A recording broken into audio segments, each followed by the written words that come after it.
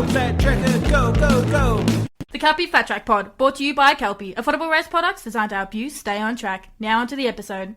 We are very proud to introduce you to our new pod partner, Europa Fencing. With a vast range of commercial fencing experience on large farming properties and corporate farms in central and western Victoria, Europa Fencing offer excellent communication and attention to detail to help you get the results you need. All the details can be found at eurokafencing.com, so check them out. Once again, that web address is eurokafencing.com, or find them on Facebook under the same name, Europa Fencing. G'day, welcome to another Kelpie Flat Track Pod.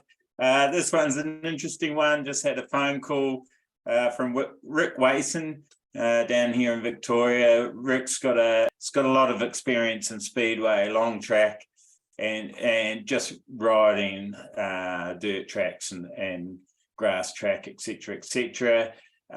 So he has also helped setting up, if not solely setting up, we'll get into that, the event that's going on at Broadford this Easter weekend, which is Friday, Saturday and Sunday. And he was just wanting to give me some information about that. And I said, hey, why not let's get you on the pod and you can tell people yourself. So let me ring him back and we'll hear it from the man himself. Darcy. Hey, Rick, how you going? Good. So, I've got you live on the pod now. It took a little bit to set up. Sorry, a bit longer than I thought. Normal computer sort of guff. Yeah, that's all right.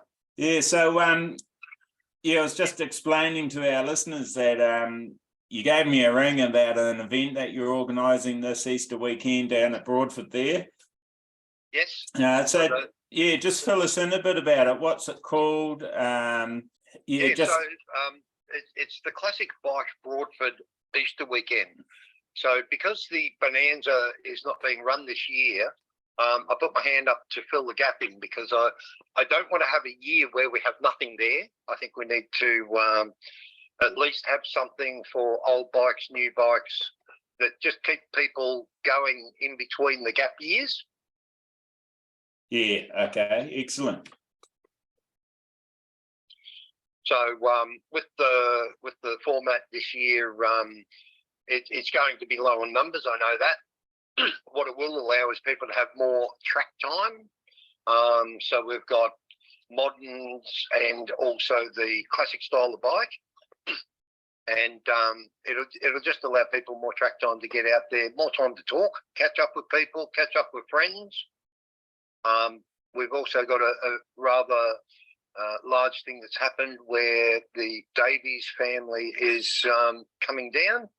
And it's just incredible, the history of that family, being able to race all their lives, the three father, son and the grandson, and have all been Australian champions. Yeah, it's just quite amazing. So that's James Davies, Steve. No, whole different Davies family. All right, okay. Yeah. While we're talking, I'll bring it up so that I've got some actual detail. Yeah. Because it's quite amazing. Yeah, there's a lot of Davies in racing, actually, isn't there? I know. Bit of a strange one. Something in the water.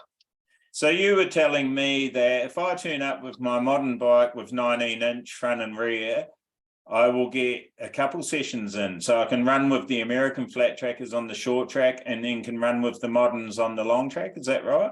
That's correct, yeah. So you'll virtually double your rides if you've got 19 front and rear. Yeah, awesome. And there's entry on the day as well? Yes, there is, because we have the pre-entry, so we get a fair indication of how many people are coming and, making it more than worthwhile to run. Yeah. And then, we move on from there. Yeah, so obviously, so it's Friday, Saturday and Sunday, is that correct? So road race, I believe, is Friday, Saturday, Sunday, where we're main day, ours is the Saturday and the Sunday only. Yeah, okay. And do you need a day license or a race license, or is it sort of ran under like a ride park day where you just rock up and pay $50 or whatever the fee is? No, so entry to the event, because obviously we've done a bit of advertising and such, and it takes a lot of setup, is $100. Yep. And then if you need a license on the day it will be $40. Okay. Yeah. But Now, if you turn up on the Saturday and you get the 1 day license, that does cover you for the Saturday and the Sunday. okay. Yeah. Cool.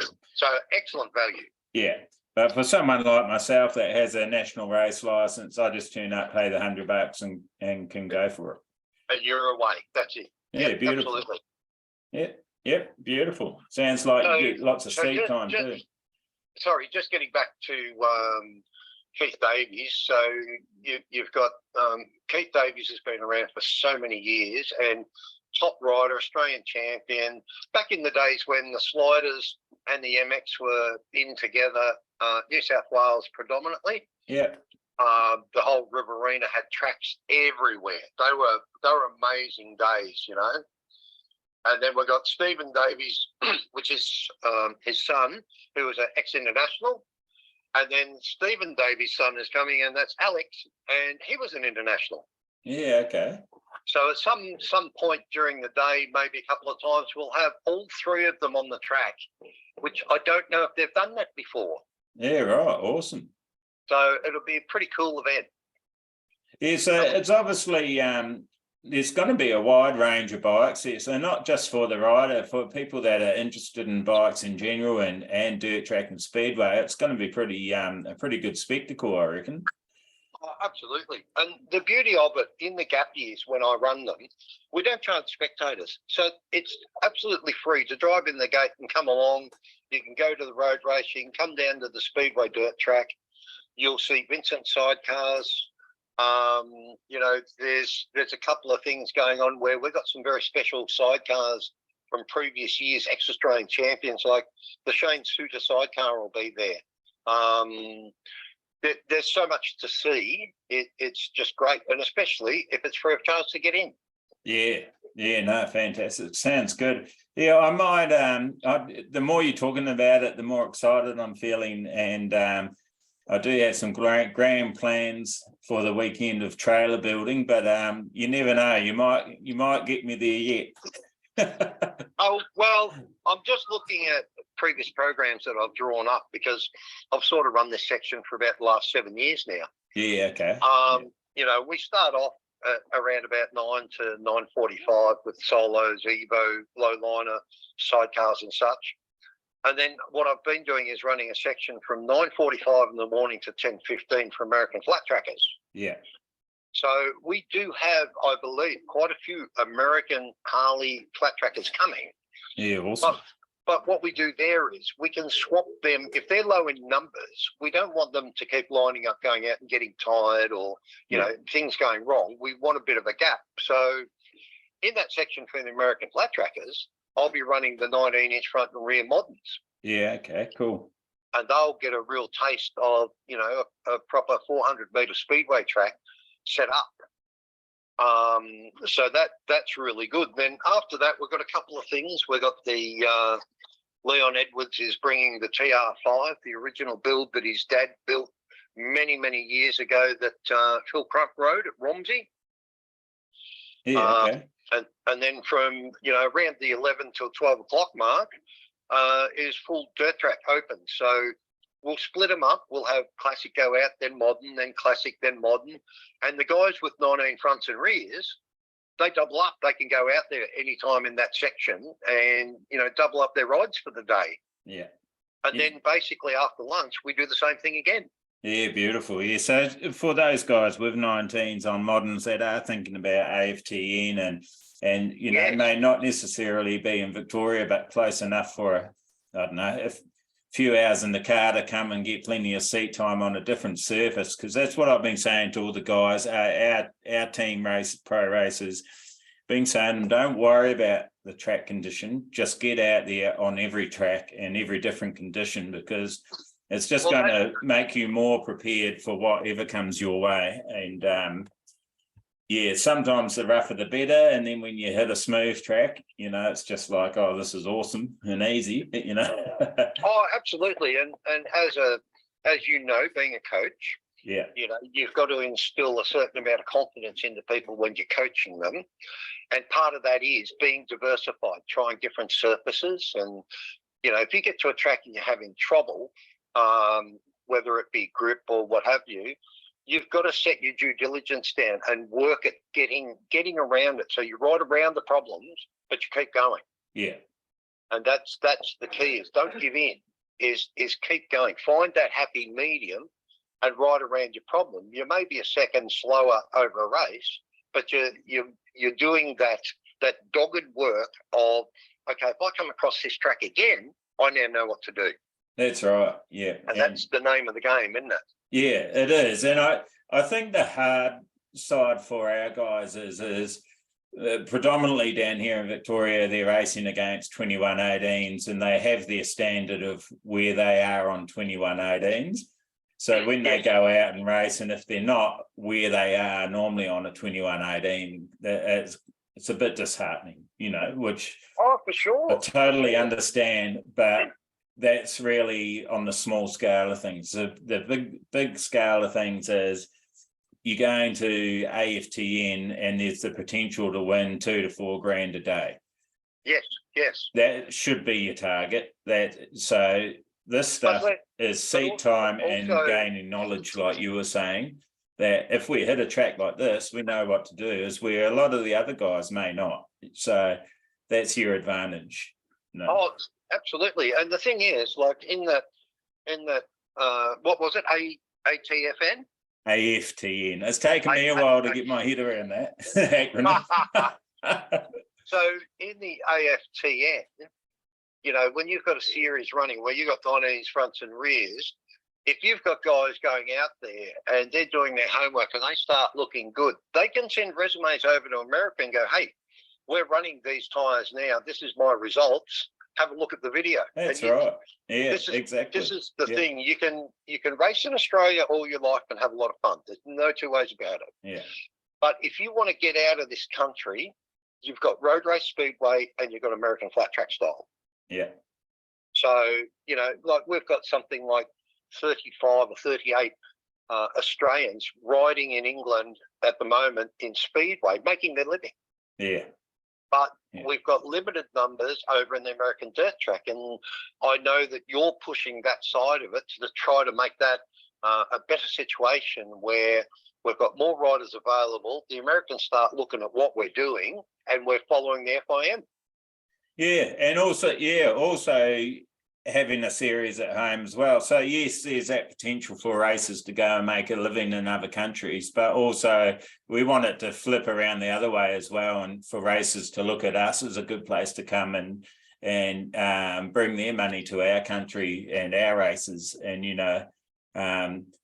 then eventually link it all together with the FIM or whoever it is, and just have a huge industry, which it's the potential for it is sitting there. It's sitting there just waiting to be linked up. Yep. Yeah. So it can happen. I mean, yeah, I'm pro making a career out of it, but I'm not necessarily pro your parents selling everything to make it happen. Yes.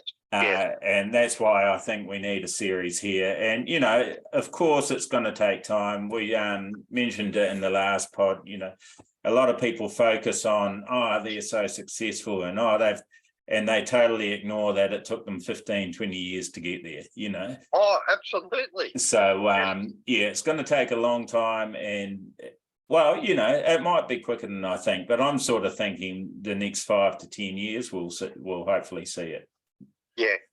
That's sort of where I'm gauging that. But, sometimes I was saying that probably 5 years ago, and it's taken really 2 years for the 19 message to sort of start booming a bit more than I thought it would. So it is gaining traction, and I think a lot of people are starting to understand the value of it.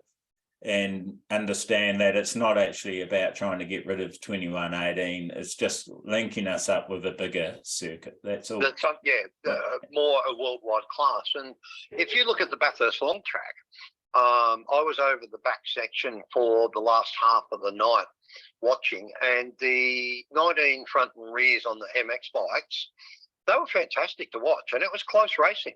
Yeah. It was really, really good to watch. Yeah, and the time difference wasn't that big. It was. I was racing in the B group, and it was awesome. Yeah.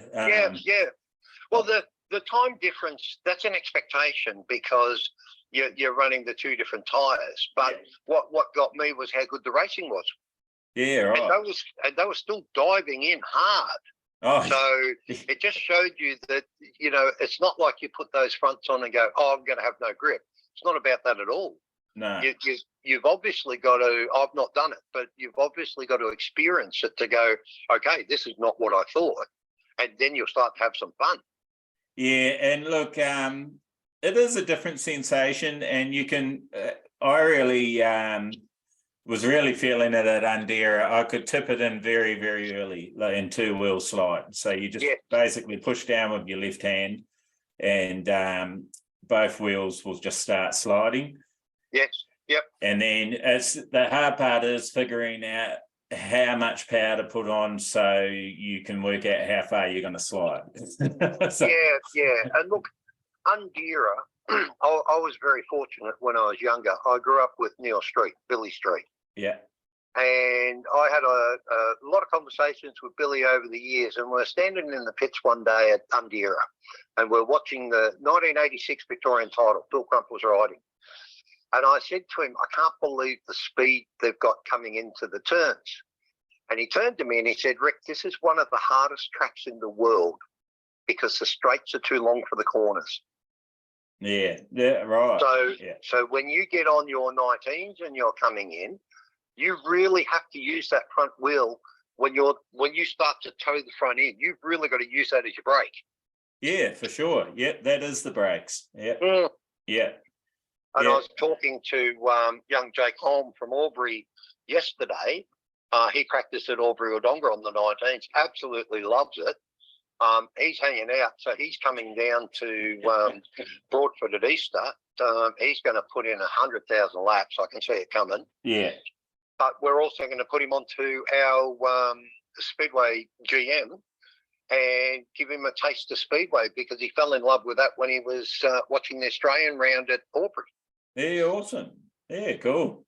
And me and Ross Guymer, we got a bike there. We put some young fellas on it and we just give them a taste. We put some quick guys on it if they haven't got a bike at that time. Yeah. It's our way of putting back into the sport, but being still a part of what we love the most, Speedway. Yeah, so is that where your sole background is? Or I know you did a bit of grass track as well. Was that on long track bikes with rear suspension, et cetera, or did you do the MX thing in your career? Yeah, I started in MX. Yeah, okay. Yeah. So I had my first ever full-blown race meeting and open was at Ravenswood in 1978. 1976, sorry. Yeah, okay. 1976. Yep, on a YZ80D. There you go. I still got all the photos. It was great fun. And I did motocross for many years. I used to go up and do the training schools with Stephen Gall and Anthony Gunter, race Supercross. And then one night I was at Undera at that meeting in 1986, and I'd been watching a bit of what was going on, and Neil Street walked up and he said, what have you been doing? And I said, not much. And he goes, I should ride a Speedway bike. I said, well, after watching these boys tonight, I'm real keen. Well, before we left, Dad had bought a Speedway bike off Neil Street and I was on it the next week. and that was me getting into Speedway in 1986. Yeah, right. That's a quick turnaround. I know. It was funny, but geez, I had some good times in Speedway. Yeah, fantastic. Yeah, awesome. So that was, you must have been a junior when you were on the 80. Did you ride MX bikes as a senior? Yes, yeah. So I'd worked my way through C grade, B grade, and when I was in A grade, I was number 23, and I retired as the list came out, and I was going to be number 12 in Victoria. Yeah, okay. Yeah, awesome. So, did a lot of training, did a lot of travelling. My biggest problem was, it was funny, because I was not graded in what was called short circuit back then. Yeah. Which is what we call dirt track. Yeah, okay. Yeah. And I would go to, say, Wangaratta would hold a short circuit meeting. I'd go there and win a heap of races, and then I wouldn't be back on short circuit for maybe 6 months. I'd be back racing motocross. And then I'd enter for Romsey grass track. So 1980, I had a 125 twin cylinder road race engine in a Hagen slider. And I finished second in the Victorian grass track titles at Romsey to Gary Chasemore, and I was C grade. Yeah, okay. And it was just funny how the grading went. If you didn't have the amount of entry into meetings with results, you didn't get regraded. They didn't look at you. Yeah, right. So, I won the C grade Open 125 Victorian track title at Wangaratta on that Hagen also, and still never got graded up. Yeah, I don't know. There's not really a grading system now, is there? Is there still in Speedway and dirt track? I think the Harley Club's one of the only ones that I've been to that actually has an A, B, and C grade. Oh, the Harley Club do a fantastic job. Yeah. It's absolutely awesome the way they do it. The Speedway Control Board do the grading for Speedway. Motocross, I'm not aware of how that's done anymore. Yeah. I would still think that you need a set amount of results over a set amount of time before they would look at grading you up. Yeah, I don't know.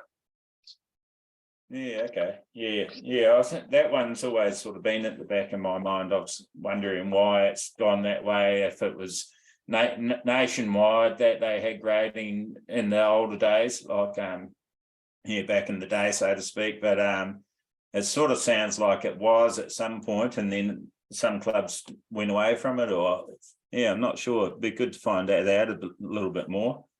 Yeah, so it used to be good because I can't think with the Supercross. Yeah, with the Supercross, I think if you were entering the main events, you had to be A or B grade, then C grade was separate. Yeah. But there were some other things where everyone was integrated. So, there'd be A, B, and C's together, but the points would go to their separate classes. Yeah. If the meeting didn't have enough riders, you know what I mean? Yeah, okay. And so did you do a lot of racing at Romsey? Is that right? Have I got that right? Yeah, so I rode at Romsey in 79 and 80. And then after that, it pretty well disappeared. So I missed all the early years, but my father raced there quite a lot, and he was a life member of the Harley Club. Yeah. Because the Harley Club was one of the biggest mover and shakers there. They ran it every year, which I can't remember how far back that goes, but a long, long time. Yeah. And then you had guys like John Heaviside and John Coleman, who prepares the track at Romsey, prepares the track at Broadford. I don't know if people realise how many Australian and Victorian titles John Coleman has as a passenger on a sidecar. Yeah. I think people are unaware. I would say so too. I know that he's got a lot of history, and but he's pretty quiet, John. He doesn't tell you too much about himself. So and I've got a ripper photo of John being the start line marshal at Romsey after he'd retired. He was at every Romsey helping. So it's just been amazing, the history of the sport. And you turn up for a Harley Club day, or you turn up for an open meeting at Broadford, and there's the same guy many years later still doing what his passion is. Yeah. Helping people. Yeah, he seems to love doing it, and he's stuck through all those years, so I don't see him, hanging it up anytime soon. It's a big part of his life. So absolutely, yeah, it was good. We were standing on the fence line at Oyen last year. Yep. And I heard a familiar voice, and it was John or Johnny or Weasel, depends how well you know, standing behind me in his Sunday best. That was pretty funny. We hadn't. Mate, he just amazing, the history, just the history of his racing and John Heavyside. Like, I was there, I think I was 7 years old. I was sitting on my post used to be the corner post in the pits at Romsey. That was my given spot to sit on. Righto. Yeah. And I was there in the dust storm when the big sidecar crash happened. And it was huge. And John and Johnny Heavyside and Johnny Coleman were involved in that accident. And, you know, it took a long time for John Heavyside to heal, but he came out the other side well. But, you know, you look back to those days and the whole track was surrounded by trees. So that was the outline of the track, was trees. Yeah. We never looked at it like that. There's the track. We just raced it, you know? Yeah. So safety-wise, it's come a long, long way. But, you know, if they opened Romsey tomorrow and said, hey, it's the same, I'd be there. Yeah, okay. Yeah. It was just amazing. Like, Romsey was 7/8 of a mile, but it was like a rectangle. Yeah, okay. So sort of like squared off corners. Yeah, so you would come down the main straight. Like, I've got photos of Gary Chasemore at over 100 mile an hour entering the first turn, and you would think you'd have time to have a cup of coffee on the way through. And then you go down the side chute, and so you're in a straight line, and then you turn and you go down the back straight. Yeah. And then you're winding up again. So, you know, it's just amazing. Absolutely amazing. And was that a prepared surface, or was that just like a natural terrain grass track? I think it was a natural terrain. I don't know that they ever rolled it. They would bring the water cart out if it got dusty, but that was it. But you would turn up for practice and you had 7/8 of a mile mowed, and it just looked beautiful. Yeah, right. Yeah, you got to be. I think it takes.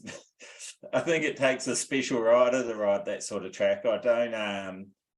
I don't see a lot of the modern riders enjoying that. No, look, I think you've got to do that a couple of times. Like, I'd grown up, I'd raced at Port Pirie in 80 and 86, fell in love with that track. I won a major event at the Seymour Big Track, which was a massive oval also.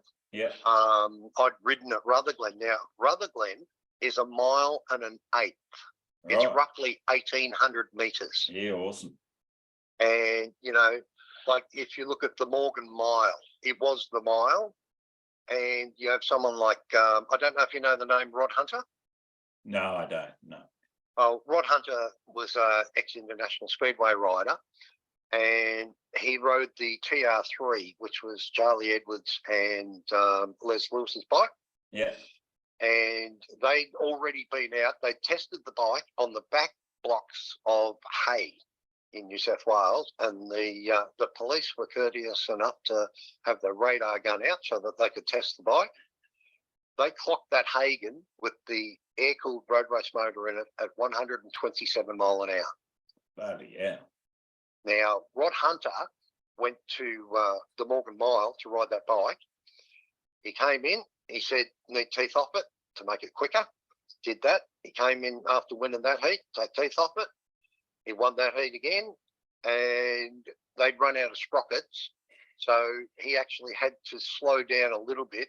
He broke the track record at the Morgan Mile with an average lap speed of 106 mile an hour. Yeah, right. And that's an unprepared surface too, isn't it? Well, it was really a dirt surface. Yeah. But it was rocky down the back. So it you know, it was hard work. Yeah. It was hard work. But you can picture Rod Hunter coming down the main straight at probably geared for 127. He's probably doing 125 mile an hour in his entry in the first turn. Yeah, that's a awesome. slider. And on a slider, and in the 80s, I had uncles racing speedway in the 80s and that, and I can't remember them wearing back protectors or anything like that. I think the boots aren't much different. The helmets, are probably a lot stronger now with the different materials you can get and carbon fibre. The difference with the bigger tracks is there's less accidents. It's faster, but it's more wide and open. Yeah. So if the guy makes a mistake, he might move up the track 20 foot, but there's no fence there. He's got room. Whereas if you come in too hot into some of these racetracks, there's no runoff. You're into a fence. Yeah. So there weren't the amount of crashes on big tracks anywhere near that you would see in, say, a short circuit or a current dirt track meeting. Yeah, okay. Yeah, that's a fair comment. And going back to what you were saying earlier about having a cup of coffee going through the corners, I sort of felt a bit like that at Bathurst. Like once I started feeling a lot more comfortable, I found myself talking to myself while I was going through the corner. Okay, get ready to move your bum back, do this, Yes. It's just so much time. It's just the slack radius. Just creates this. It almost slows down. Almost feels like you're going like 5 or 10 Ks when you probably realistically up around the 100 plus sort of thing. Oh, absolutely, and that's because you're focusing on what you're doing. You get to a point, and I find this, like I do a lot of coaching, as you're well aware. Yeah. And people will get to their comfort zone and they don't push past it, or they don't know to push past it. But you get riders who are quite capable and they make it look easy. Well, they're well within their comfort zone. They've pushed past where you're at. Yeah. They're going quicker, but they look smoother and they look slower. Yeah. Yeah, it's crazy. Yeah. It's a matter of familiarizing yourself, and once again, as we said before, getting around to different tracks so that you get this real knowledge of being able to adapt quickly. Yeah. Like I don't know, with the 19s, do you change tire pressures much? Personally, I haven't. Yep. The biggest thing I've learned is they don't work like 2118. If you want more grip, you don't actually go down, you tend to go up. Okay, that's actually interesting, because that's what Jake said to me yesterday. Yeah, so that's what he found. Yeah, if you go, say you're on 13 and you think, oh, it's not quite, where I think it should be as far as traction. If you drop it down to 10, you won't be able to turn. Wow, yeah, too big a footprint. Yep. So you actually need to go probably 14 to 16, somewhere in between there, and they turn by spinning. So yes. Probably closer to a speedway bike, but I know with a rigid speedway bike, you use the tire pressure as suspension in a way. Yeah. Yep. So you could probably go lower and still turn, but these things, they don't seem to like. I pretty much set it at 13 or above. Yes. I think I've had it at 15 to 16 once, and it was fine. Yep. But I couldn't tell you because we didn't have times on it to compare whether it was actually quicker or slower. But it'll be interesting this coming Easter weekend to get some information off Jake. Yeah. Because he's a very light body frame. Yeah. So you'll have that different characteristic, and the same thing happens in speedway. Like, what a lot of people don't realise is these internationals that were riding the Australian title, they sign contracts, and in those contracts to ride in Poland and Denmark, Germany and England, but especially the Polish ones, they have to retain a certain body weight. They can't go above it. Yeah, okay. Yeah. It's in their contract. So when you see guys like Doyley, Jack Holder, I think that their body weights are all around the 65 kilos, 62 to 65 kilo. Yeah, that's light. And then there was a couple of guys that I was helping, one in particular, he was 74 kilo, and he was trying to run their tire pressure. And I said, you can't do it. You're 10 kilos, that's 20 pounds. Put 20 pounds in a backpack and put it on your back and see what it does to the rear tire. Yeah. So we upped him 1 to 2 PSI, and it changed the whole scenario for him. And sometimes you can get caught up being a goat. If he's running, these guys are running 7 to 7.5. Yeah. Guys like Max Frick in certain GPs have run as low as 5.5 PSI in a speedway rear.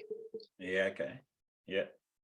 And we get the heavier guys at around about the 8 to 8.5 if possible. Yeah. Whereas I was quite big framed when I was riding Speedway. I was 89 kilos, super fit, but I couldn't get any weight off me. So I was running 10 PSI. Yeah. And sometimes if I was having real trouble on a deep track and I couldn't make the frame long enough to get rid of the drive, I'd have to go to 12 PSI. Yeah, okay. Yeah, to get it spinning. Yeah, and you could get someone like Lee Adams sitting there on the grid with 8 PSI, me with 12, and I'm sitting on the bike, he's sitting on the bike, and the squash of the tyre looks identical. Yeah, it's interesting, isn't it? Obviously selling the Kelpie block and getting different feedback. Just about 9 out of 10 of the lighter riders have said, "Oh, I can't get off the line with it." Yep. Yeah, the heavier riders all love it because they obviously have got the weight to get the traction on the ground with the harder compound. Yes. And so, yeah, with the lighter riders, you tend to have to either go a couple clicks back in the compression, which is a little bit foreign for a dirt track. Like, yeah, a lot of people don't, they're worried about pogoing and that sort of thing. Yes. But, yeah, you just need to, or you might need to adjust your body position and get back over the back wheel a lot more than you normally would. So, absolutely. The biggest influence on the bike is from hips to shoulders. Yeah. That's your largest body mass. And on a speedway bike, I say to guys, you move your body back 1 inch, that's a tooth on the rear sprocket. Yeah, okay. Yeah. You've just put a tooth on the rear sprocket. And that's the biggest thing. So if I was doing that class and getting into it, knowing my dad, as I knew him very well, I would have done 1 million starts until I got it right. Yeah. Then we go racing. Yeah. And I would be in all different body positions, all different manners, like arse, shoulders over the handlebars, arse back further, sitting up, half sitting up. I would be trying every single position until I went, okay, my bike, my dynamic, my body weight, that surface, got it. Yeah.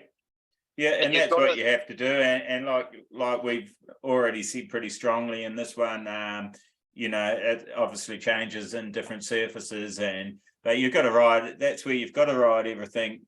It sort of makes me laugh. You get that comment, "Oh, they won't work." Well, the same sort of research and development happened with the 2118 setup. Yeah. Someone worked out a pretty good base, and then everyone just jumped on it. So. Oh, look, it's no different. It's just different. Yeah, absolutely. And you look at the 2118, and you've got a situation now where people are paying over $300 for a tire. Yeah. It was never made for the sport. It's a trials tire. Yeah. And if you're at a major meeting, that's going to cost you $300 a meeting. Yeah. That's crazy. Yeah. Some more. I mean, some people obviously have inside contacts and they're getting them a bit cheaper and that, but it's still all adds up. And yeah, absolutely. And that was part of our mission to bring the cost down. Obviously we don't compete directly with the 18-inch, but and the American tires, I remember probably 2 years ago, I'd say it was, there was a comment, I think it was in New South Wales, they were trying to make it just American only setup, which I don't really agree with. But there was a comment that the tyres are cheaper and last longer, and a lot of people laughed at that. I sort of went, "Oh, do they really last longer?" And now I've had I'm on my third set. Yep. Only through research and development. And I've actually, Zane Kinner rode my first set for about an extra 6 meetings before I said to him, "Hey, I think we need to put a new set on there," Yeah. But he was still actually performing really well against 2118s with what if you looked at a Mitchie and sort of went compared the States. The 19s that he were on were scalloped and they have little, rubber lips and that sort of happening on them. So they were pretty pretty cooked. Yeah, American rider will probably say, "Oh, you've still got heaps of laps in that," but Yeah. to me, I was thinking, "No, well, we're going to go to Bathurst. I think you need new tread." Yeah, absolutely. But that was, if that was a Mitchie, he would have had to change it 2 or 3 meetings before that, easy. Yeah, for sure. The wear rate is horrendous. Yeah, so they really do, and we're not running the tracks like they do in America yet, so you can't compare everything to America. We are our own country and have our own tracks and different style of tracks. So I sort of feel, and I have ran them, the 130/80s, which is typically a front American tire.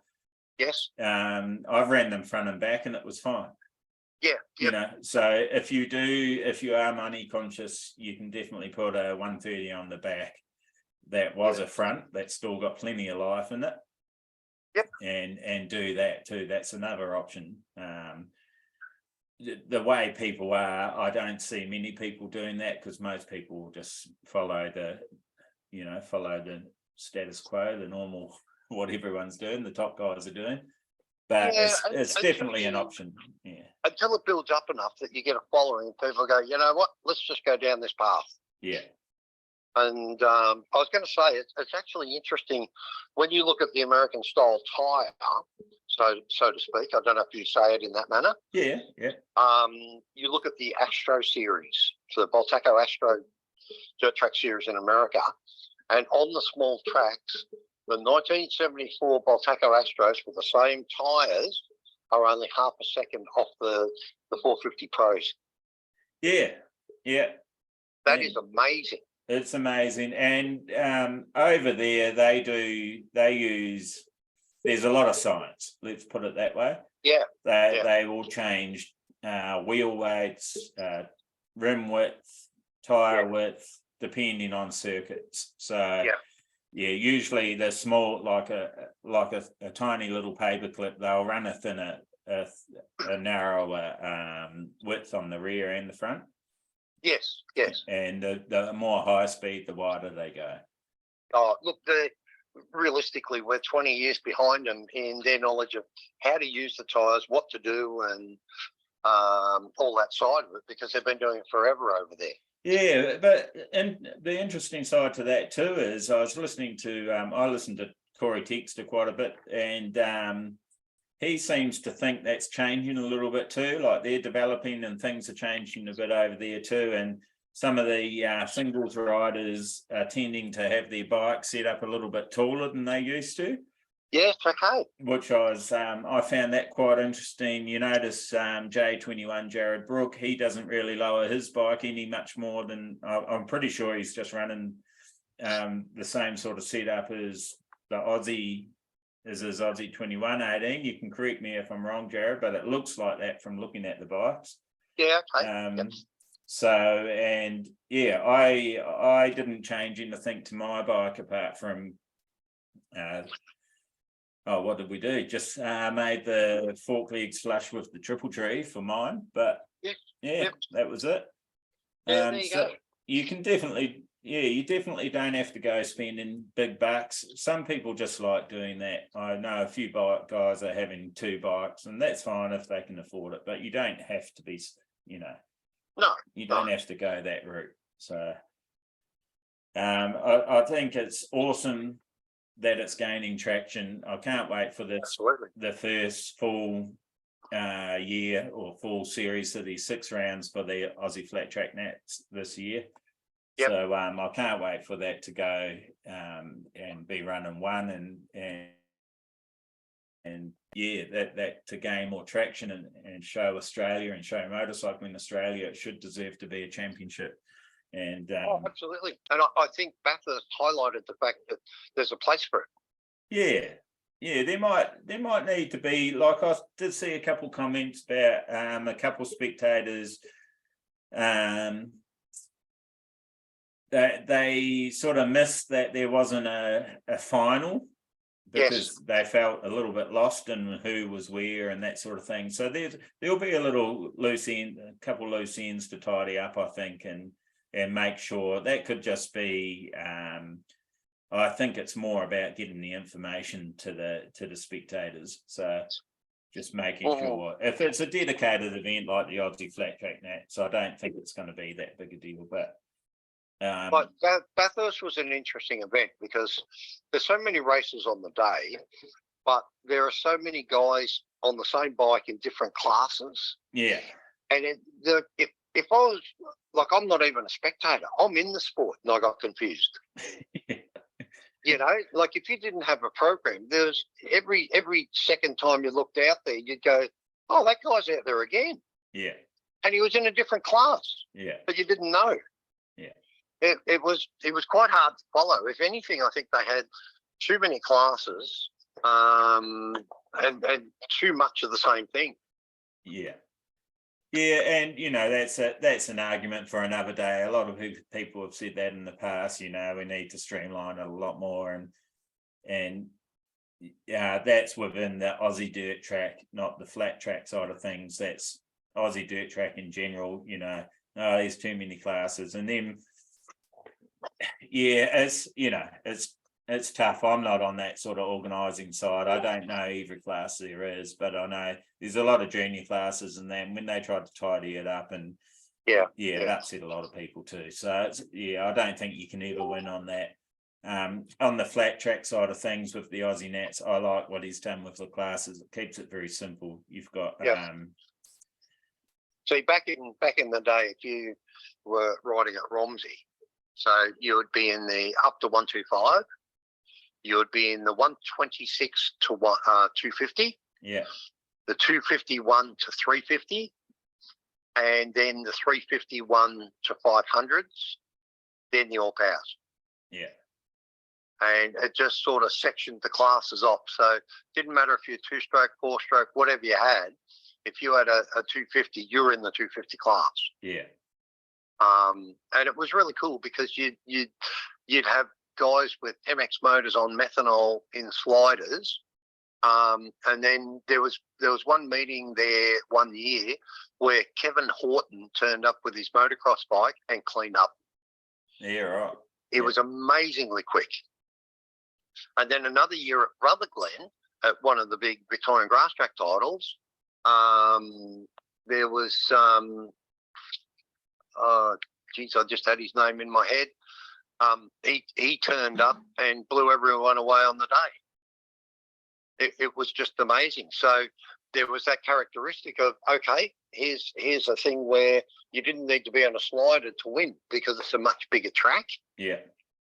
Whereas at Bathurst, there's a distinctive difference. There's 2 seconds a lap nearly in difference. Yeah. Ross Nesbitt was the rider at Rutherglen. Oh, He turned up and he clean swept the meeting. It was amazing. He rode beautifully. Yeah, right. Where's he live? I think I've seen it. He's still kicking, isn't he? Yeah, he's up in New South Wales, I think. Yes, near Noosa somewhere. So he does a lot of motard racing now. I believe he practices motocross with his boys. Yeah. And he does any of the classic meets, and you would not meet a lovelier guy. Yeah, right. Yeah, a hell of a bloke. Really I nice think man. I seen him. He posted on our tyre sale the other day or something, I think. Yeah, okay. Yeah, Yep. yeah. The name Ros Nesbitt, isn't it? Ross Nesbitt, yeah. Number 303. Yeah, I always remember him because it was a rifle. Okay. yeah, the old 303. So what do you do with yourself now, Rick? You spend a lot of time building motorbikes in your shop, is that right? Yeah, so I still am a small engine specialist. Yeah. So originally the shop, which I've kept under Mum and Dad's name, I bought it off them when 2000. Yeah. We were Yamaha dealers for 43 years. We had steel chainsaws, Husqvarna, ride-on mowers, all that sort of gear. And I got rid of all the franchises and I moved the premises. And I'm now in a factory that's 38 metres long and 12 metres wide. Yeah. Do all small engine repairs, all the ride-on stuff still, and bikes. But I've also just taken on the new GM Speedway engine dealer for Victoria. Oh, okay. Yeah, cool. So I now deal direct with GM Italy. Yeah, okay. Sweet. So I've just finished another rebuild. I've got another one on the bench, 2 under the bench. I do specialise in the speedway stuff because pressing the crankshafts, you need a 30-ton press and you need to know what you're doing. Yeah, okay. Yeah. And I really enjoy the speedway stuff. And then I started a little team called the Java Long Track Sponsorship Group through Matt Jones. Yeah. And we've had quite a few riders on that bike. And in 2019, at the Victorian Dirt Track Titles, was when Dakota North broke the track record at Broadford. Yeah, okay. And he did a lap in 24.45. Yeah, that's pretty damn quick for that track. Oh, yeah. That's extremely quick. Yeah. The crazy part about it was James Davies had the track record. And in the one race that Dakota broke it, he broke it 3 laps out of 4. Yeah, right. And the thing with Dakota was an international speedway rider of very high acclaim. And he'd retired like 5 years earlier. He came back, his father was hurt in a workplace incident, and he came back and he just stayed and kept working with the family. And we decided to give him a call, and he said, yeah, I'll have a crack. He said, I don't do right-handers very well. And he went out for the first practice and he backed it into the top turn from the start gate to the top turn without backing off, and the hairs on the back of your neck stood up. He was pushing in so hard in that top turn. Yeah. And then he got to the right-hander and you could see that it wasn't for him. Yeah. And then as the weekend developed, on the Sunday morning of the second day, that's when it all came together. Yeah. And like 24.45, what's an average lap time there? 29s is Yeah, obviously depending on track conditions. So an A grader on an MX bike will be anywhere from 27 to 29, depending on the track. So 27, 2.5 laps in a 5-lap race, he's 13 seconds ahead. Yeah. That's just mind blowing. Yeah, it is. Yeah. And I think there are some sort of mid to high 26s, but I'd have to go looking through to make sure that's 100% factual. But I'm pretty sure, yes, the AMX bike has done a 26 there, some 26 point something. Mick Codgel, yeah, in the 250s did a 26. Yeah, but I don't know. I don't know in the open class though. I wouldn't call that an average speed, you know. Yeah. It was interesting because then we gave the bike to Mick Codgel to ride, and we got him to a point where he was within 0.7 of a second of Dakota's time on one of the Harley Club days. Yeah, right. And then after that, young Michael West, on 5 days' notice, took the bike and won the 2 state titles in December. Yep. And he won the Open Unlimited and he won the slider class. Yeah, awesome. Yeah. And we went up to Bathurst, but we didn't have a successful meeting. So that happens. That's racing. Certainly is. Yeah, you can't, as they say, you can't win them all, unfortunately. Well, we had a brilliant run from 2019 on. Yeah. So that was our first time that we had an issue. So we really had a great run. And was that mechanical or just wasn't? Yeah. It the intake valves had harmonicked, not over revved, actually harmonicked and just clipped. So what's that mean? What's harmonicked mean? So when you get to a certain rev range, I know that our bike can't be over revved. It's in the ignition circuit. It won't happen. Yeah. But if the gearing is not correct and you're holding it at full noise for a certain amount of time, the valve springs go into a harmonic where the valve will shut, but the spring will slightly crush itself in the natural movement, and then the valve will pop open again a little bit. So it is a little bit like over revving, but it's not. Okay. Yeah. It'll give you the same result, but not as bad. Yeah. Over revving will normally tear a julep off a valve and destroy your motor, where harmonic will glance. And after the third run, we came back in, pulled it back onto compression, and we'd actually run out of compression. Yeah, okay. Yeah. Popped the carby off, sprayed some spray in there, and we were just weeping on the intakes. So you just experience more loss of power rather than blowing the thing to bits? Yes, it actually came in running. The bike would have started and run. It was that minute a leak. Yeah. So he rode it back into the pit still running. But yeah, when you're aiming to be at the top and competitive, you don't want any loss of anything. No. And unfortunately. we were gearing for basically between 105 and 108 mile an hour. Yeah, okay. Yeah. For Bathurst, because we know that the back straight is probably around about the 90 mile an hour. We need the extra for wheel spin coming in. Yeah. So I run all different charts. I have gearing charts, everything that tells me wheel speeds, all that sort of stuff. So I'll calculate a gear ratio before we even get there. Yeah, okay. Yeah. And that sounds like it's been working with that record you've had since 2019. So it's been good. It takes a lot of work, and most wins, as Ross Geimer always says to me, the most wins are made by the workshop time. Yeah. Right. They're won in the workshop. Yeah. Okay. Not necessarily at the track. The track is what happens on the day. Yeah. But if the bike is prepped, like young Michael West, he missed out in the replicharge by one spot. He'd had a fall, so he had to go in the replicharge.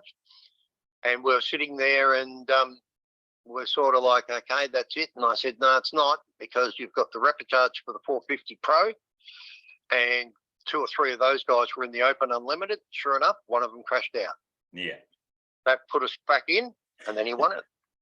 So that's racing. Yeah, that's racing. And do you sort of have that same belief for the MX bikes that, the hours spent in the workshop what win on the track, or do you think it's more like 60-40 to the rider? Or well, as a mechanic, a trained motorcycle technician through Yamaha Australia, and then doing my own thing and porting and everything, it is all your workshop time. Yeah. You have to go there having not a single thought about that bike other than it's ready. Yeah, right. And Speedway, this was the old story. You travel 6 hours to Mildura and someone would break down, and then they're out of the meeting in the first race and they've traveled 6 hours. How does that happen? Yeah. You haven't done the preparation. Yeah. There's no excuse. If you want to go to a meeting and have fun, well, part of that means you don't break down. Yeah. Do your homework, do your air filters, do your oil changes, check your nuts, your bolts, your spokes, your wheel bearings, your brakes, whatever you've got. You form a habit that becomes the actual habit every week before a meeting. Yeah. Yeah, no, it makes sense, doesn't it?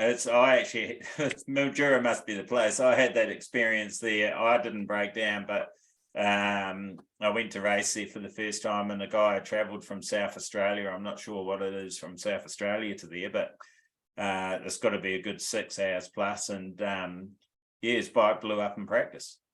Yeah.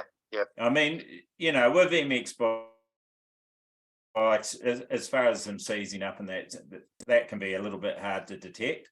But that's not the normal at all, is it? No, but I mean, that could have been just a bad luck thing. But I always check my bikes pretty hard before we do a long trip. Local stuff, do all the normal basic stuff. But for if we're traveling like, say, Bathurst, I really did go over the bike and made sure everything was good.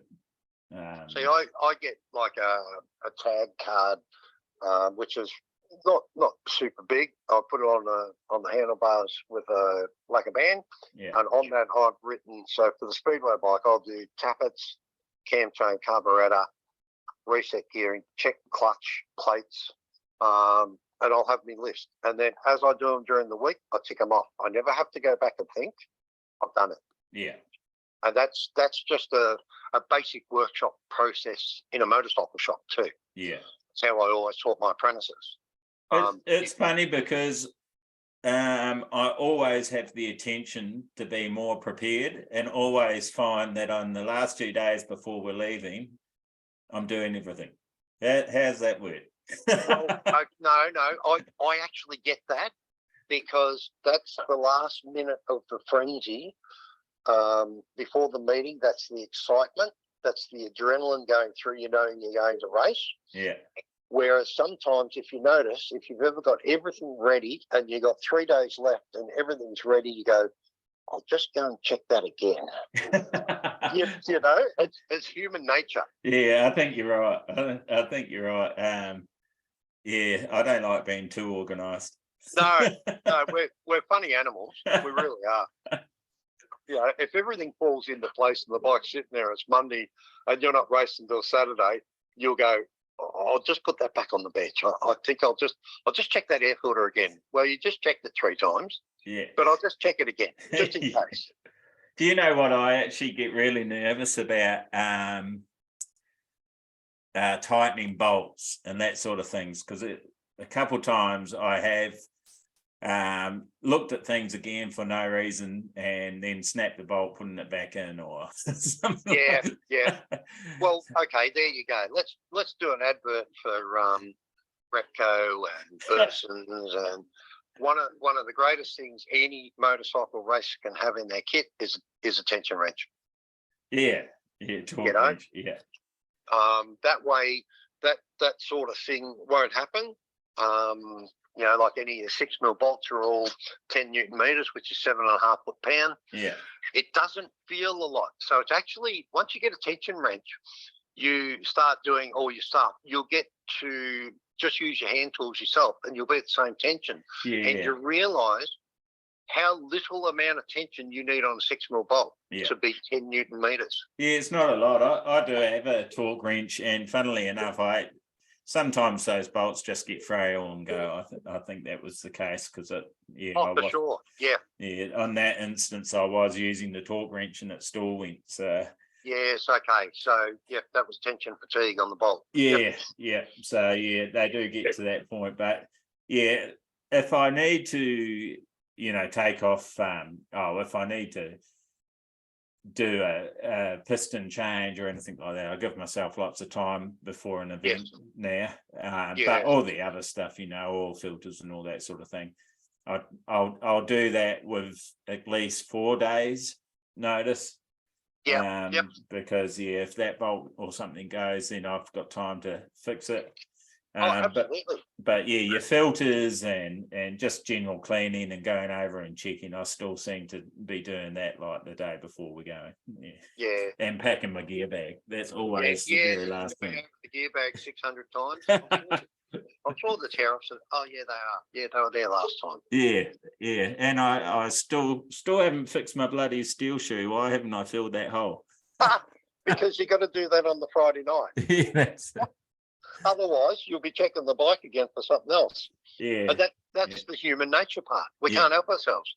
Yeah, my wife thinks it's just I'm trying to stay away from them, but it's No, it's a bloke thing. I tell you another little secret that I've done over the years, and Jesus put me in good stead, is whenever I'm doing carby jobs, whether you're doing your main jet nozzles, your main jets, your pilots, any of those, I always use anti-seize, just a tiny dab of anti-seize. Yeah. So that no matter what, if you're in a panic at a meeting, you think, for instance, you've got a block main jet, or you want to do a main jet change on an earlier model carburetted, it's not an effort. Yeah. It's not jammed, things like that. Apply anti-seize where it needs to be. They're the little things, and that's what I'm talking about, that workshop preparation. Yeah. So that should something happen at the track, you're not going, Jesus, that's going to be stuck. Yeah. I've never had that off. Yeah. Take that effort. Yeah, take that effort to do that and put a bit of anti-seize on things, and just so that should anything happen, someone will be looking at you going, geez, you got that off easy. Wonder how you did that. Yeah. Preparation. Yeah, well, my bike started playing up at Bathurst and not starting. It ended up being the intake valve was a bit tight, the clearance. Yeah. And to start problem solving it, because this is my first ever EFI bike, fuel injected bike. Yep. I didn't really know where to begin. So Yes, okay. I Yep. started doing a bit of research and then figured out how I can check the fuel pump was pumping and all that sort of thing. But I think, if you've got a new machine, it's a good idea to actually pull it apart and do a little bit of research like that. How does everything work and what, how should it be functioning? What is normal functionality, I suppose, is the right way to put it. Oh, absolutely. Look, and note it out instead of actually waiting for the problem and then working it out. for sure. And like another one of the simplest tools you can buy at a Repco or Burson's or any of those guys is the compression gauge. Yeah.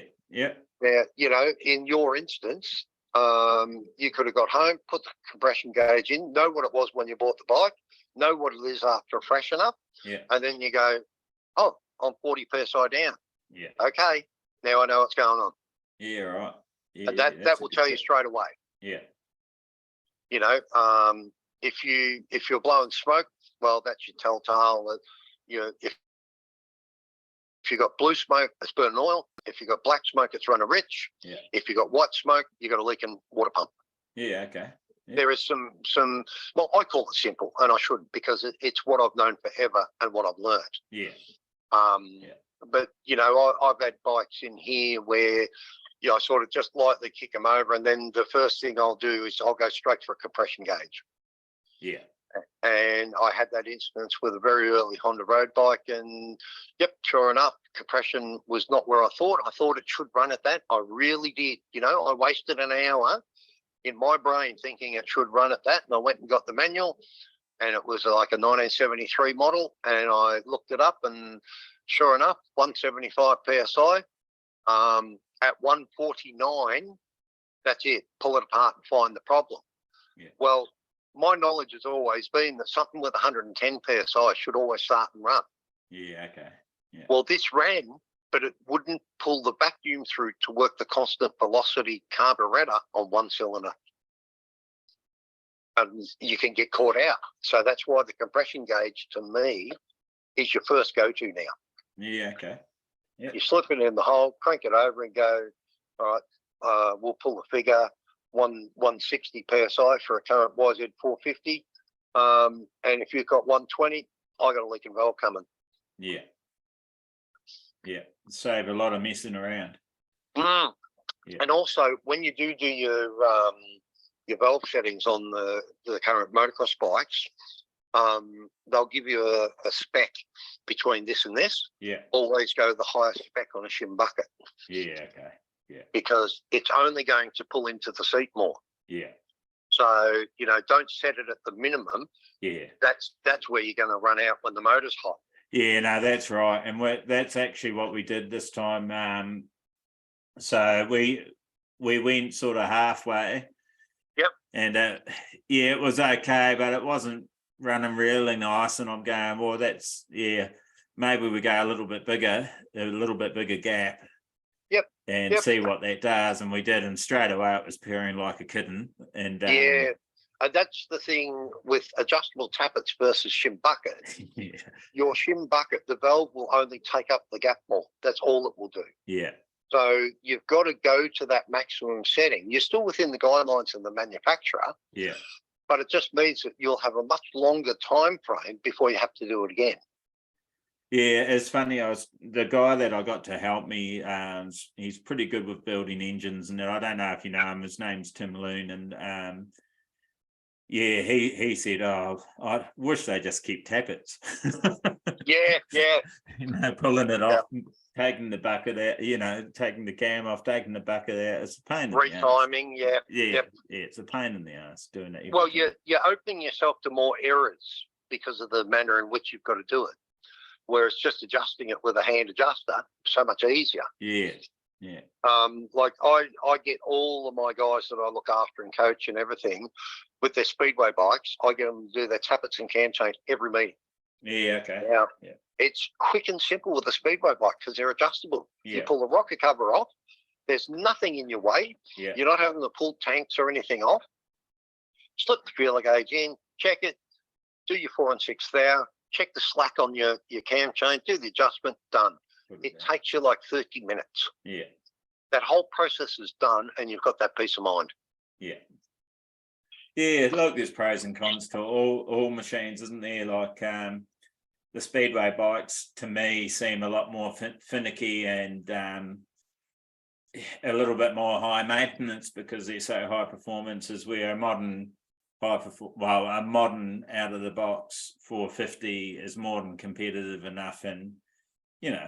You might get get a lemon in the batch, but generally someone with very little mechanical skills can have a good season or so on it before worrying about doing too much.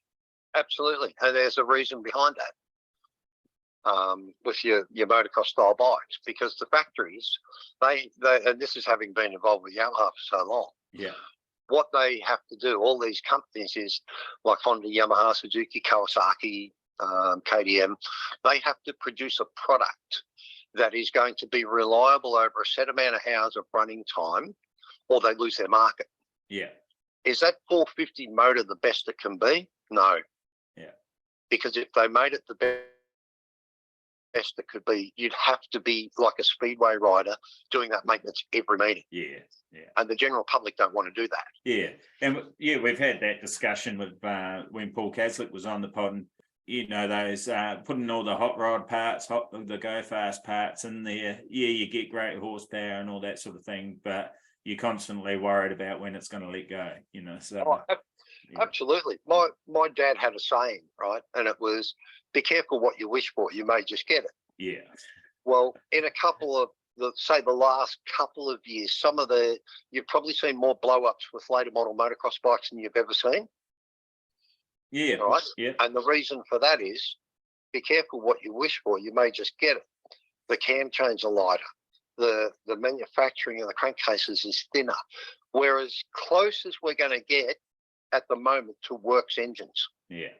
But it comes at a cost. Yeah. And if you look at your manuals for, say, Honda, I think it's 5 hours. You've got to change a piston. Yeah. Okay. Yeah, right. Like if you properly read your manual, it's either 5 or 10 hours of runtime, change a piston. Yeah, my 017, I'm pretty sure it says 20. Yeah, there you go. Yeah. 20 hours. Yeah. And you've got to put a piston in it. Yeah. You go back 20 years, wasn't the case. You'd run it all season. Yeah. But guys aren't doing that either. So this is where some of this other stuff is happening, because it becomes cost prohibitive. Yeah. Yeah, most guys I talk to say they get 50 to 60 out of their piston, you know, and I changed mine at 20. It was actually just a little bit over. It was probably about 24, maybe 26. Yep. And we pulled it out, and it looked like a brand new piston, you know. Yep. But what you're doing there is preventative, isn't it? So putting a new one in, you're preventing going that extra 10, 20 hours and then maybe causing a big problem. No. And that's the change between early and late model stuff. So, you know, my daughter Abby. Yeah. So her 250 is a 2013 YZ250F. Yeah. Now, through my knowledge, through Yamaha and working on them, that's currently got 86 hours on it, never been apart. Yeah, right. Yeah. Now, I've done the tappets at 40. They're probably due by 100, and I'll recheck them at about 120. But that is that style of bike. It was a stronger manufactured engine, heavier duty conrods, pins, bearings. The pistons were longer on the skirts, so they lasted longer. Yeah, right. Now you're talking slipper pistons that are much shorter, so when they're tipping over at the top, that's where it's all happening.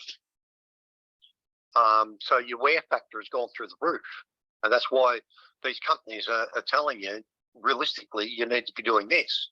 Yeah. And you take a late model motocrosser, and I think, I'm trying to go by memory here, I think their rev limiters are 13.2. Oh, yeah. Yeah.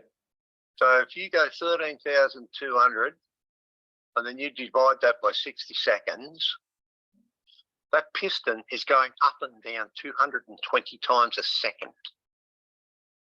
Yeah, you're getting a bit mad scientist on me here, Rick. Well, this is what I do. This is my thing.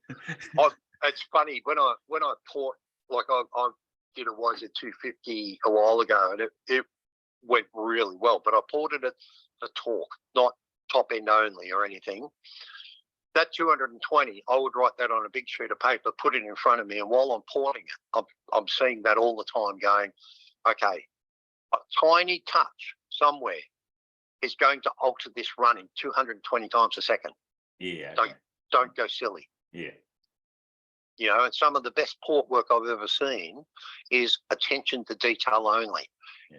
Getting rid of casting marks, little bulby marks from the cast, just tidying it up. But that's the thing, when you hear any of these motocross bikes out on the dirt track and they're hitting their limiter's 13.2, that thing's pinging and banging 220 times a second while it's hitting the limiter. Yeah. And that's cutting the motor in and out. That's when you're harming the motor the most. Yeah. And that should be maybe something to look at when you're doing your next school, talking to these young people. You know, the limiter's there for a reason, but it's not to listen to. Don't go near it. Yeah. Yeah, I don't I wouldn't say it pisses me off, but it does sort of irk me a little bit why guys sit on the line and go on the limiter and stuff like that, just for the hell of going on the limiter. Oh, absolutely. Yeah, I just sort of, you know, I am a little bit money conscious, and I sort of, just see dollar signs coming out the exhaust pipe. Oh, yeah. And the other thing is you get your eager beaver sitting there and they've started their motor way too early. The minute you see a little bit of steam release out the overflow of the radiator, yeah, you've lost 5 horsepower. Yeah, right. So the idea before the race is to warm your motor up so it's quite warm. You turn it off, you let the heat sink go through it. Yeah. You go up to the line, you start at the race before. Yeah. Not 3 before or 4 before. Yeah. And it's interesting. That's dyno proven. The minute you pretty well get a wisp of steam out that pipe, you've just dumped 5 horsepower out of your motor. Yeah, right. Yeah, I normally so right up to the dummy grid. So that gives it a little warm up. I might let it, depending how organised I am, I might let it run for a minute before I go riding up to the dummy grid. Yep. Then we go up to the line, I cut it off, I wait for the last lap board, depending on the slowest rider. If they're miles behind, I'll wait a little bit longer. Yep. And then I started up, and you've sat there another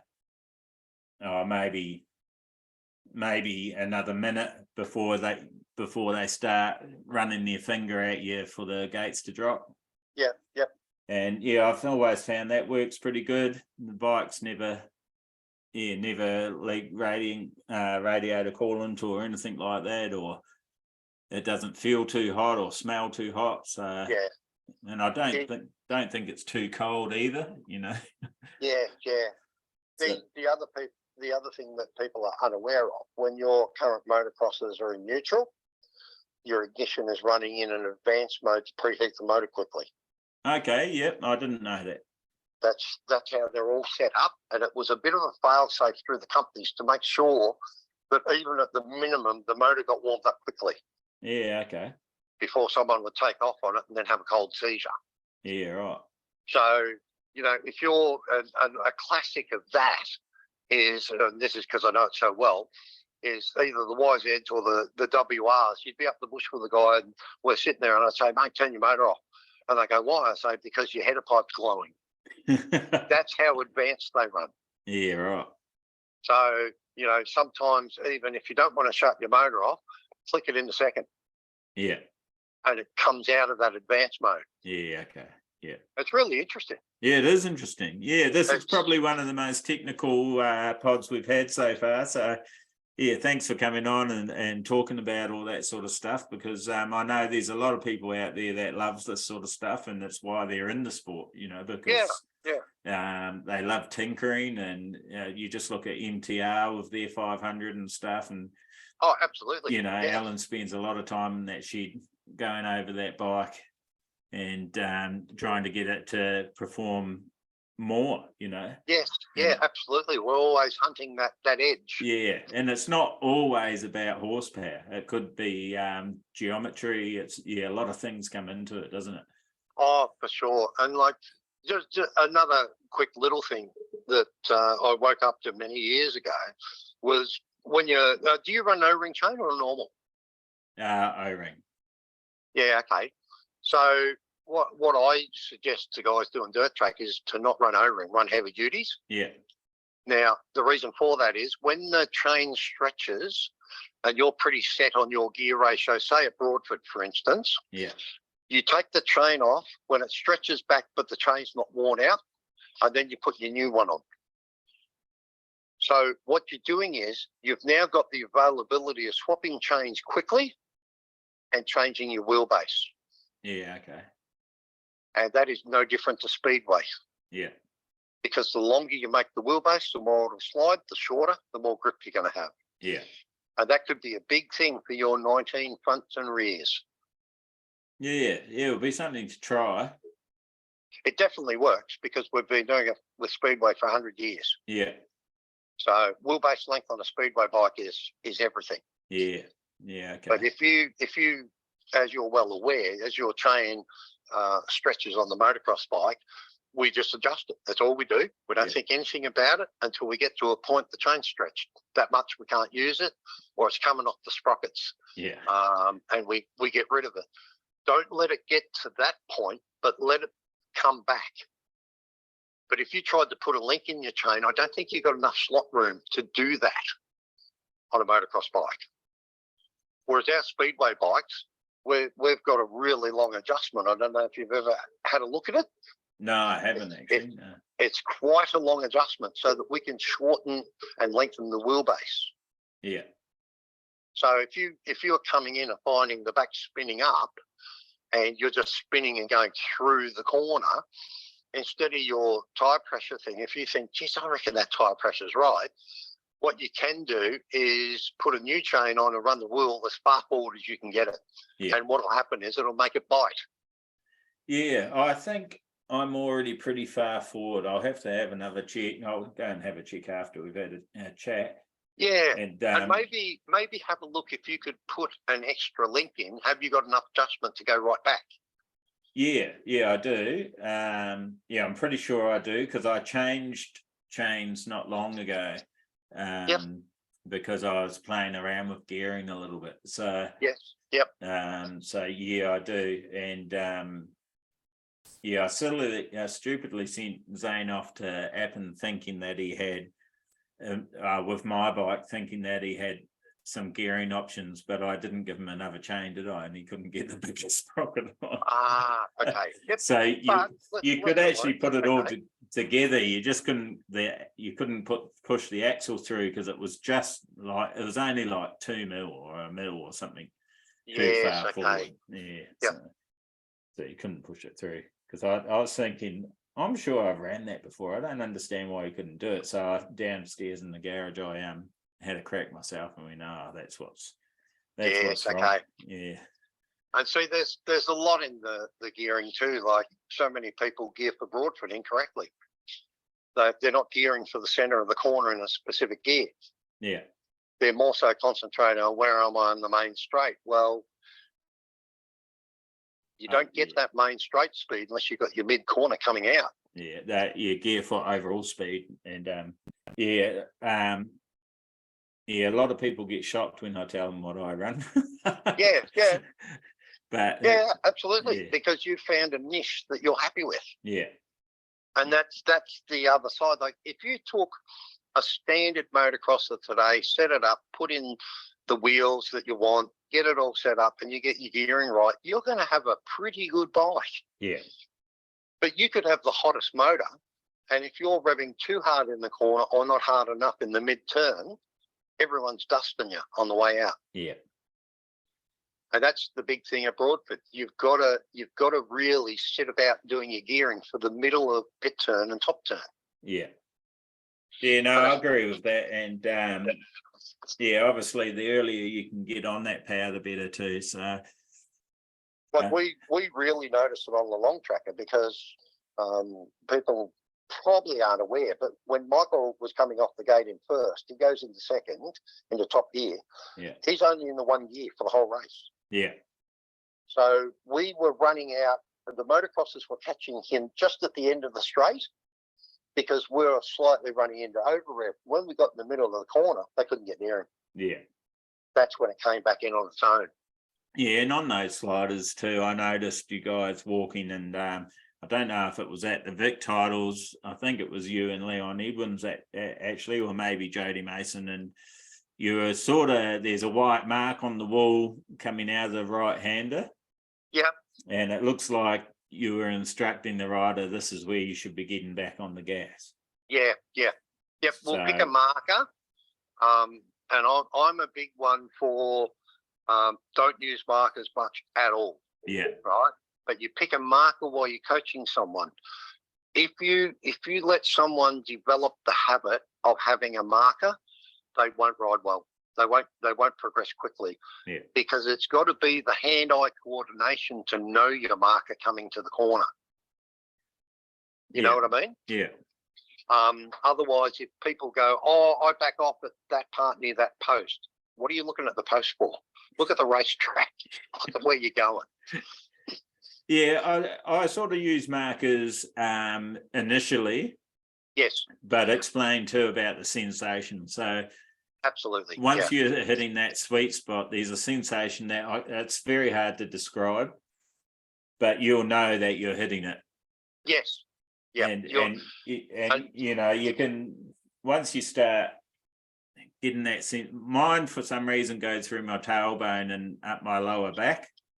Yes. And I go, I know I'm getting all the power down to the ground and I'm going to be pulling good lap times here. Yeah. There's just this, the posture feels right. Everything just feels right. And then you don't really need markers because you sort of start pushing harder into corners and Absolutely. And look, as I said, when you're coaching or teaching someone, you use a marker to give them an idea. And then after that, get rid of the marker. Yeah. Yeah, no, I think it's a good idea too. But to do to power on a dirt bike, on an MX bike at that point where you guys were instructing is pretty hard. Oh, absolutely. On a slider, that definitely was showing to me the advantage of a slider there. Yeah. And look, it was interesting over the weekend with Michael West.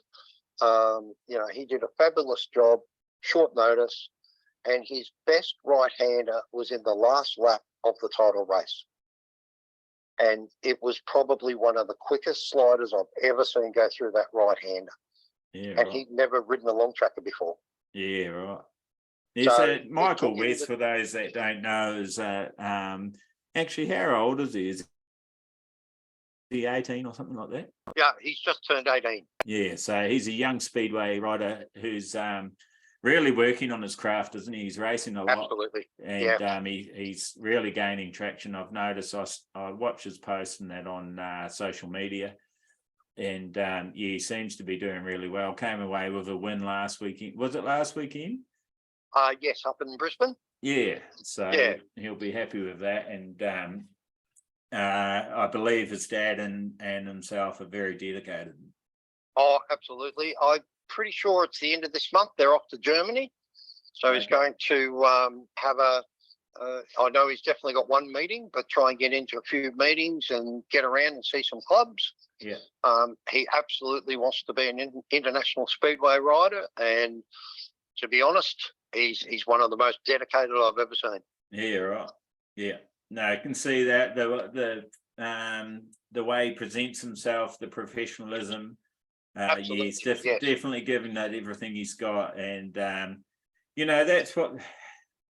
that's what gets riders right, and you're showing that. So say for someone like you or myself that takes on riders, we don't want to have to do all the work. The rider has to be showing us that they're there and they're committed, and because there is, once you get involved, there is a lot of behind the scenes sort of work going on. Oh, absolutely. And it's got to be all in, not just, oh yeah, I'd love to sign up with you, and then you never hear from them again once you have, or we've had that a little bit. Me and Jody Mason do combined coaching for Speedway. Dirt track. The biggest thing for us is we have a saying: We've got to see something to give you something. Yeah. And that's the overall of the whole package. We've got to see some dedication, some training, some you've got to use your manners. That's a big thing. Yeah. I'll pull them up if they're not using their manners straight away. Otherwise, I won't coach you. Yeah. The simplest things in life should be the normal. Well, I hear your phone going in the back there. That might be a cue to wrap this one up. Thanks so much for spending your time with us. And I know you're meant to be building engines right at the minute. And no worries. So it's been great. Let's just quickly cover it again. It's the gap year at Broadford this weekend. The main day's Saturday, $100 entry plus day license if you need one. And then riding on Sunday as well. Yes, there is. Yeah. Awesome. Yep. So where were the pre-entries? We didn't mention where you pre-enter. So pre-entries, I had put it on quite a few different Facebook pages. Yeah. But if you go to the Romsey Grass Track, you can look it up there, or if you go straight to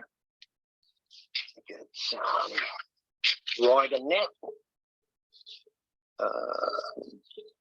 I'm just trying to think. Pretty sure it's Rider Net. You go straight on there and enter the weekend. Just enter the event, the gap year, and it should come up, and then you just enter it. Yes. Yeah. Excellent. All right, no worries. Well, I'll pass that on. We'll get this pod out so that more people hear about it. And if I don't catch you in the weekend, have an awesome one. And thank you.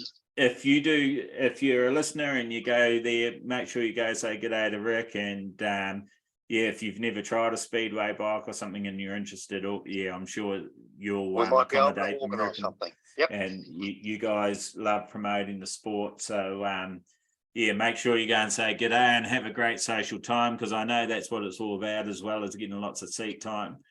And if you can put some footage up of those 19 American bikes going around and the modern 19s, I'd be much appreciated if I don't get there. Okay, no worries. But that's actually, I wanted to say before, it actually amazes me how many Triumphs and Harleys and sort of 19 American flat tracker setups there are in Australia and Victoria. And because the bonanzas that I've been to, there's always at least a dozen to half a dozen. Yes, they come out of the woodwork. Yeah, and it's like, well, where are they during the rest of the year? Why aren't they being? I know. Why aren't they being raced? So, my hope of running like the Kelpie Cup and that sort of thing is some of those guys, will come and join in. Yes, absolutely. It's not all about just being out the front. It gives them an opportunity to get out, pull the bike out and dust it off and give it a run. Yeah.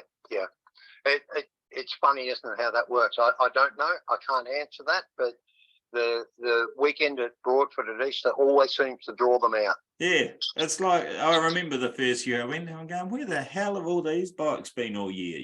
Why aren't they coming out for a squirt? Yep. Yeah, and I know, some of it is age of rider and that sort of thing, and it's just their hobby and they enjoy doing it, that once or twice a year sort of thing. Yes, absolutely. But I would love to see them out a lot more. It would be awesome. Yeah. All right, mate. Have a great day. Thanks for your time. Thank you. Appreciate it. Bye. No worries. Catch you, Rick. Yeah, so awesome chat there with Rick Wason. A lot of history around the sport in Australia. His dad, you heard also. I'm pretty sure it's Chris Wason Motorcycles there in Wangaratta, still running under that name. So if you do want to reach out and talk about engine work and that sort of thing, a wealth of knowledge there.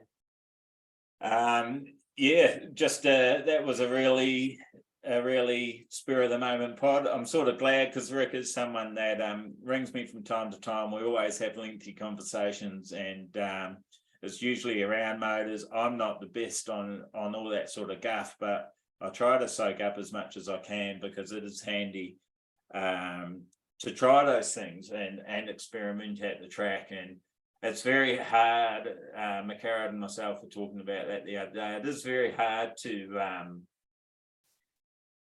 you sort of got to force yourself to make those changes sometimes, because you just, it might be short gaps between sessions, or you just sort of go, oh, I can't be bothered changing it, or whatever the reason. But dropping the forks a mil, or lifting them a mil, or changing a little bit of tire pressure, or lengthening the swing arm, or shortening the swing arm, like Rick was talking about, could be all the difference. It could change your day. It could go from fifth to first. You just you won't know until you try it. So give that a go. There's watching more experienced riders. So if you're a beginner to intermediate rider, I've always made a point of it myself, watching more experienced riders, especially on a practice day too. Like, you'll notice they might slip a screwdriver in on their bar pad, or under there, and then cut a couple laps, then come in and change the compression on their rear, or their rebound, or something like that. And they're tricks of the trade. Some of them will share it with you if you go up and say, oh, what were you doing there? I noticed you had a screwdriver. Some will tell you, some won't. Don't be upset if they don't. But look, I've had a pretty high success rate of when I've asked the questions. Like Rick was saying before, be respectful and have manners about it, and I'm sure you'll get an answer. But so that's 2 pods in 2 days, basically. So we launched the Undera one yesterday, and I'm going to do this one today. I'm going to punch it out there, so that if you're listening to this, it should be, what day is it? Tuesday, I think. Should be Tuesday. So that should give it plenty of time to circulate, and go and if you haven't got plans for Easter weekend, go down to Broadford. Sounds like a good time to be had. I actually am feeling like I'll probably make the effort for Saturday. We'll see how I go. I'm meant to be building a bike trailer, so we'll see how we go. Friday's taken up with a family day, committing a bit of time to the family, because haven't been around, as you hear. We've been really busy. It's I know a lot of people say that and use it as an excuse, but it's genuinely, I have been really busy, and lots of little issues that are taking up valuable time, and trying to keep food on the table and all that sort of jazz at the same time. But this week has actually probably been the most relaxed I've been in a while, and sort of feel like I'm getting through it and on the other side. And but there are a lot of events that I'd love. Like, I would have loved to go on the Mildura last weekend, but you just sometimes you got to let those things slide and look further ahead. We've got a lot of travelling coming up. Obviously with Appin for the first round AFTN. So I'm going to NZ. If you listen to the Undera pod, you'll know I'm going to NZ in a week or so. And then the weekend I come back, I'm going up to Cara for the second round of the Kelpie Cup. And then when I get back from there, I've got a couple of things going on as well. A little bit of coaching happening, that sort of stuff. Some young local kids that are just loving it. And you know what, it's actually lit a fire under my ass a bit to give back more to the young kids and the juniors. And I said it on the last one as well. I would love to get some sort of development group happening for juniors where they get a bit of support, and even if it's just coming out here and getting a free practice. That's some people don't seem to see value in that, but most people that I've had out here do. When it's a freebie, and we're just dedicated on them. So I do one-on-ones and that, or 2-on-1, that's small classes where it's a lot more intimate, and it just creates a lot more time, so you can focus on things for a lot longer. Obviously, riders get fatigued and that sort of stuff, so there's other challenges that come into it, but so a bit of that will be happening, a bit of coaching going on. What else is going to happen? Well, I've got to check my facts here. DTRA, the Arizona Arizona round of the AFT just happened a couple of days ago, and that was awesome. If you don't have fan choice, I think they are posting again on YouTube, but I don't think it's the mains. I think it will be qualifying and practice, but it will give you an idea of what the track was like. I thought it was awesome racing. Some holes developed. The track broke down a bit. There was a few stacks. It was pretty gnarly, really. When you think of what, like the twins and even the singles, the speeds they're going over these holes and that in the turns, was pretty mad. I really enjoyed the racing. I think I actually might watch the mains again and some of the qualifying. It's pretty full on. The air that they're getting off those jumps, I think, if you've ever taken action footage yourself, everything looks a lot lamer than it is. Well, that was looking impressive to me. So I can only imagine if you were there, it was even more so. I think Johnny Lewis on the infield went through 2 or 3 swing arms by the sounds of it, just from impact and that sort of stuff. Pretty big jumps. Also, something I noticed there, we spoke with Rick just before about some of the guys raising their bikes, the clearance on their bikes, making them a bit taller and that sort of thing. And I reckon if you have a close look, I reckon they were doing that with the twins too. The clearance looked a lot more than normal. It was interesting how they do that. I'm not sure. Longer fork legs. I'm not sure how taller spring. I'm not sure how they pull that off, but it definitely did look like it was a factor, and I'm guessing that's because of the size of the jumps. I don't know if they do that at the Peoria TT or not, but a lot of science that goes into it that we don't think about day to day until you start getting out there and racing at that level. I guess do you really need to? Amateur level, maybe it is a safety thing. Maybe you do need to look at that. But here in Australia, I think it's a lot simpler than that at the moment. So I'll stop rambling. Macau will be telling me off now and trying to wind it up. So let's do that. Keep it sideways, guys. Go Flat Tracker. Thanks for joining in. Talk to you next time. Oh, one last thing. I've got to get used to this. Thanks. We've got a new partner, Europa Fencing. Rick and the team there, they're awesome. Thanks for getting behind the pod. We do have another partner lined up too, but we're not quite ready to announce that one. And thanks to these businesses getting on board with us, supporting motorcycle racing in Australia. And I'm really excited to have them on board. It helps just them getting behind us sort of makes everything feel like it's worthwhile. And any feedback, guys, I do appreciate it. There's times like this last month, I'll round it up to a month. It's been pretty hard on me mentally and emotionally. I sort of times sort of bang my head against the wall going, what the. And we all have that in life, but when you pass on comments, it really does lift my spirits and help me keep going. So if you do have positive thoughts and you're a bit shy about it, don't be shy. Let me know, because it really helps, and I do appreciate it. I even give you a shout out in return, and let everyone know a little bit about you and your racing. If you're into that, if you want to be on the pod, sing out. That's cool.